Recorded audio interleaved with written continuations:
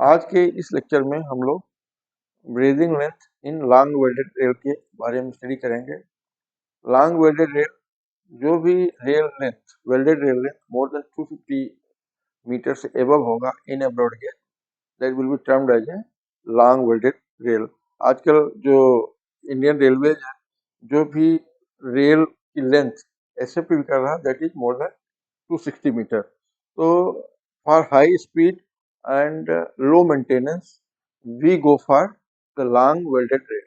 तो इसमें जो कोई भी लॉन्ग वेल्डेड रेल को हम लोग 3 सेक्शन में बांट सकते हैं, 2 and 1 and 2 and third is a central portion. जो सेंट्रल पोर्शन होता है नॉन ब्रीदिंग लेंथ होता है, that doesn't go in expansion and contraction. Breathing length is that length which experiences the expansion or contraction due to change in temperature. So we can say breathing length, breathing length, breathing length, breathing length in a long welded rail, breathing length in a long welded rail, in a long welded rail is that length is that length is that length is that length which experiences expansion or contraction due to change in temperature, which experiences which experiences which experiences which experiences expansion which experiences expansion oblique contraction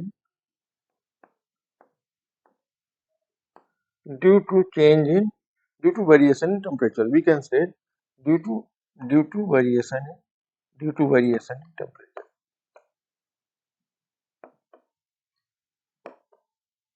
Due to variation in temperature. So breathing length, we can say the that end portion of the rail, which is normally 100 meter in case of Indian Railway. It depends on the जो हम fastening use कर रहे हैं, जो sleeper use कर रहे हैं, spacing of sleeper और ओवरऑल क्वालिटी पे भी इस लेंथ डिपेंड करती है। ये इसके जो लॉन्गिट्यूडनल मूवमेंट है, इसको हम लोग रिस्ट्रेन करते हैं by locking up with the sleeper and embedded ballast. तो इसमें इंटरनल स्ट्रेसेस की लॉन्गिट्यूडनल मूवमेंट को हम लोग रिस्ट्रिक्ट करते हैं in the this breathing length पे, सो दैट उसमें लॉन्गिट्यूडनल एक्सपेंशन और कॉन्ट्रैक्शन ना हो, जो रेल की लेंथ है बराबर रहे in the long welded rail. So long weighted rail, we can say this is non-breathing length.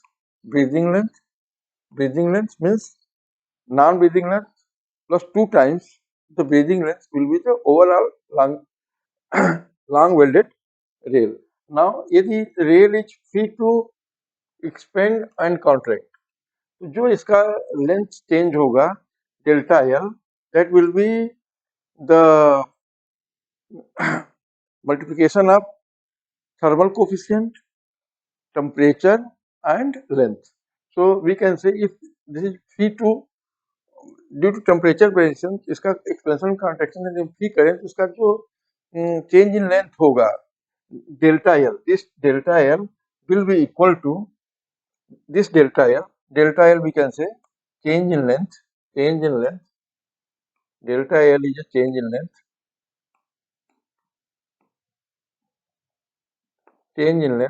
And alpha is coefficient of linear expansion or thermal expansion. Coefficient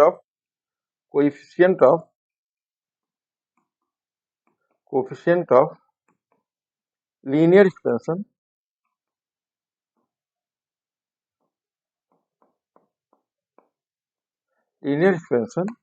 and T is a change in temperature, change in change in temperature, change in temperature, or we can say variation in temperature, or we can say variation in temperature. Sometimes it is denoted by delta T also. Initial temperature minus final temperature means temperature at the time of laying, and then final temperature. So variation in temperature in degree centigrade, in degree centigrade, this is per degree centigrade. Then change in length delta L will be given by but it is a multiplication of coefficient of thermal expansion into length into variation in temperature T. So जो length of rail expand होगी, if it is allowed to freely expand, it will be by amount L into T.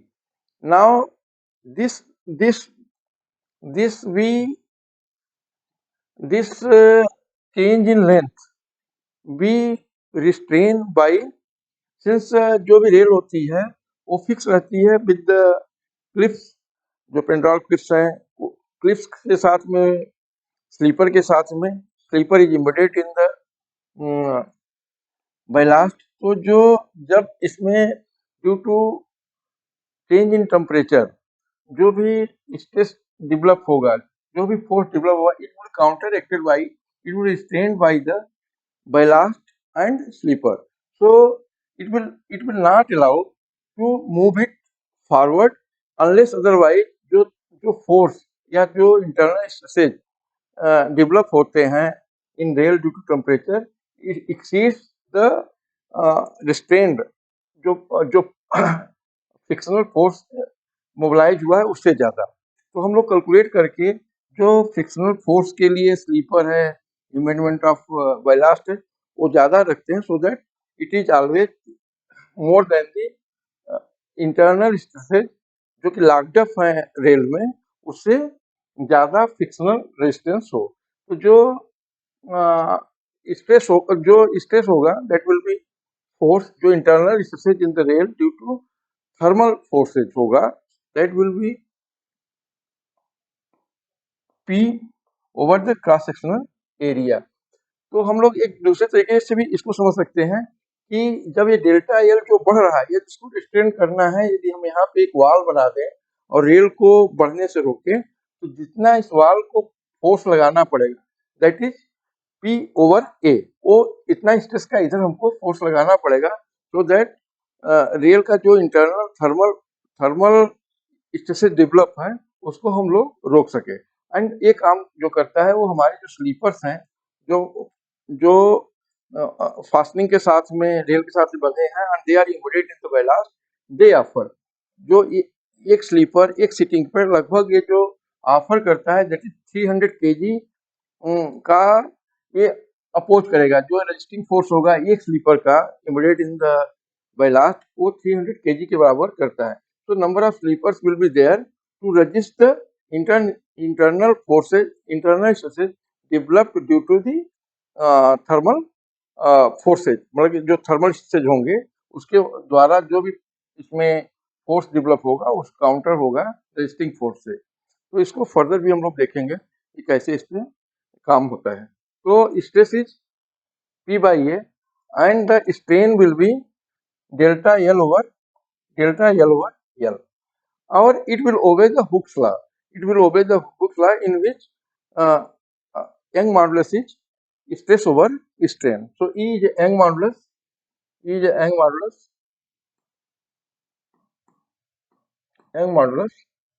and it will be equal to stress over strain, and we can see stress is P by A, strain is delta L by L, and then solving it we get E into delta L over L into A is equal to force, internal force which has been locked up in the which has not been allowed to move, that जो कि locked हो गया because of this resisting force, वो जो P होगा that is delta L over L into A. Now we know that delta L is equal to L into alpha into T, change in variation. So we can place here L into alpha into T. This L and this L get cancelled. So here we find the resisting force required. Either we can say resisting force required, or we can say locked up internal force. So locked up internal thermal force. So here we can say locked up internal thermal force will be P is equal to E into alpha into T into cross sectional area of the rail, and R is the resisting force. R is the resisting force. एक sleeper हमारा कितना resting force offer करेगा? तो ये जो दो rail होती है, एक रेल का जो स्लीपर होगा, it is estimated that it will offer from 0.3 ton to 0.5 ton resistance. So we can say safely we can take this will offer 300 kg का resting force one sleeper will offer. Then we require how many number of sleeper will be required? This number will be P over R, or we can say E into alpha into T into A over R, and R is nothing but resistance offered by frictional resistance offered by one sleeper immediate in the ballast, and S is the spacing of sleeper, which is generally 0.65 to 0.60. This is between 0.60 meter to 0.65 meter होता है जो spacing होगा within the sleepers. This is varied from 0.60 to 0.65 meters. Now L, what will be this length? What will be the length required to place the sleepers, number of sleepers, so that their longitudinal movement is restrained? So L will be n minus the sleeper n minus 1 into n minus 1 into the spacing.